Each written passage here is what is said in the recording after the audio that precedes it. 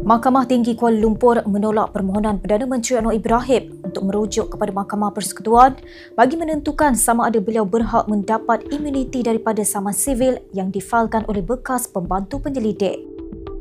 Hakim Ros Mawar Rozain berkata 8 persoalan undang-undang yang dikemukakan oleh Perdana Menteri gagal melepasi ambang yang ditetapkan di bawah Seksyen 84 Akta Mahkamah Kehakiman 1964. Katanya tiada satu pun peruntukan yang dirujuk dalam Perlembagaan Persekutuan seperti dihujah oleh Peguam Defendant menimbulkan sebarang persoalan undang-undang nyata, penting dan boleh diadili yang memerlukan penentuan oleh Mahkamah Persekutuan.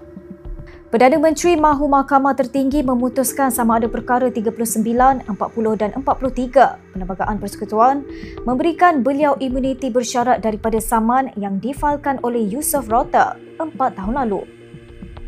Saman itu berkaitan dengan kejadian yang didakwa berlaku sebelum Anwar memegang jawatan pada 24 November 2022. Haili Izzati, FMT.